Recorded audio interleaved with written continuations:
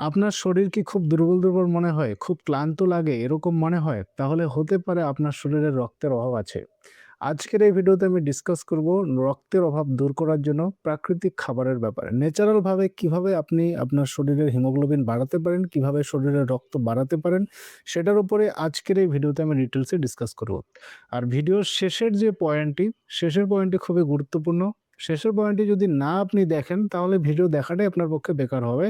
তাই আমি বলব ভিডিওটি আপনি শেষ পর্যন্ত দেখুন, খুব মনোযোগ সহকারে দেখবেন। কারণ ভিডিওটি আপনার জন্য, আপনার ফ্যামিলি মেম্বারসের সকলের জন্য খুব কাজে লাগবে। চলুন আজকের এই ভিডিওটি শুরু করি।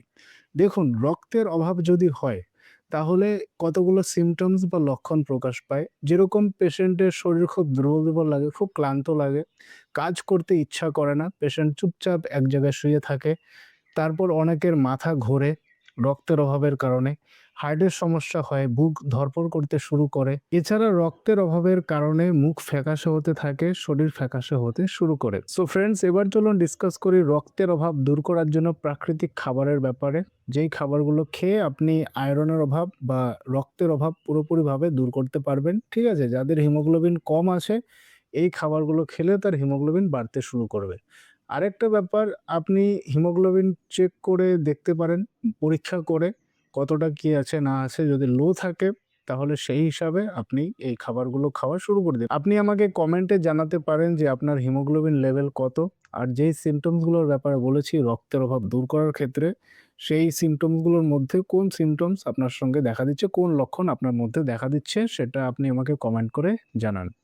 রক্তের অভাব দূর করার জন্য আপনি পালং শাক খেতে পারেন। পালং শাকে ভরপুর আয়রন রয়েছে।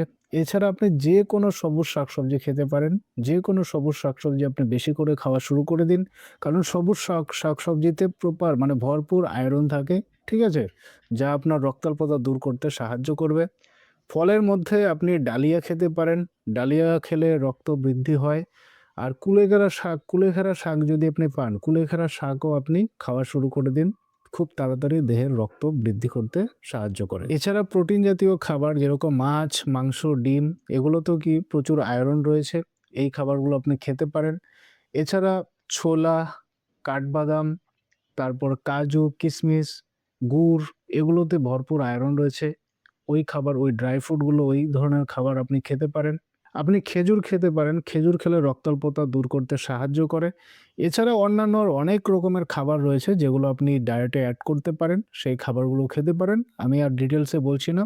একটা গুরুত্বপূর্ণ বিষয় আপনার সঙ্গে শেয়ার করতে যাচ্ছি। সেটি হচ্ছে, আপনি যদি রক্তের অভাব দূর করার জন্য যদি ডায়েট ঠিক করে নেন, প্রপার খাবার আপনি খাচ্ছেন, ডাল, মাছ, মাংস, তারপর বিভিন্ন রকমের ফলমূল, শাকসবজি সবকিছু আপনি খাচ্ছেন। ঠিক আছে? রক্তের অভাব দূর করার জন্য। কিন্তু তবুও আপনার শরীরে রক্ত হবে না।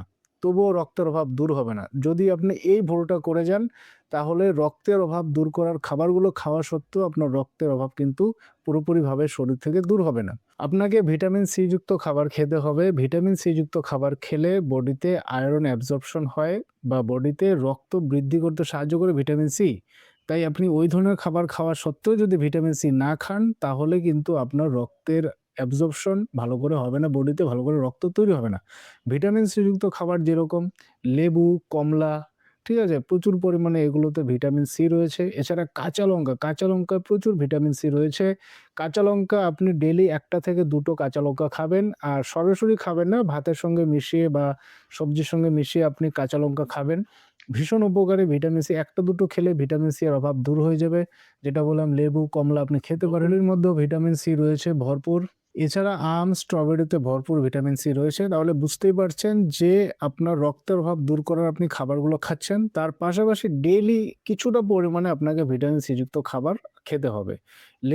লেবু সরাসরি খাবেন না। লেবু যদি খেতে চান, ভাতের সঙ্গে মিশিয়ে লেবুটা খাবেন, বা কাঁচা লঙ্কা যেটা বলেছি, ন্যাচারাল সোর্স খুব ইজিলি মানে পাওয়া যায়।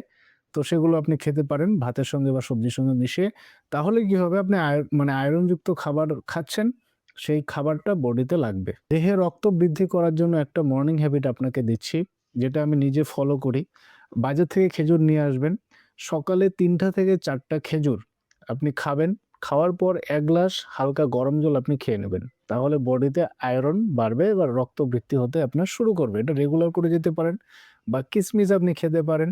রাত্রিতে ১৫ থেকে ২০ টা কিশমিশ ভিজিয়ে সকালে ঘুম থেকে উঠে খালি পেটে মানে মুখ ধোয়ার পর খালি পেটে কিশমিশ আপনি চিবিয়ে খাবেন। এটাও কিন্তু রক্ত বৃদ্ধিতে সাহায্য করে। আপনি এগুলো খাবার মানে রেগুলার বেসিসে আপনাকে করে যেতে হবে। তাহলে কিন্তু আপনার আয়রন অ্যাবজর্পশন ভালো হবে। আপনার রক্তের অভাব আর হবে না। রক্তের অভাব যদি থাকে তাহলে ধীরে, ধীরে সেটা দূর হয়ে যাবে। সো ফ্রেন্ডস, আই হোপ ভিডিওটা আপনার খুব কাজে লাগবে। যদি ভালো লেগে থাকে ভিডিওটি অবশ্যই লাইক করবেন। ভিডিওটি বেশি, বেশি করে শেয়ার করুন। Thank you so much.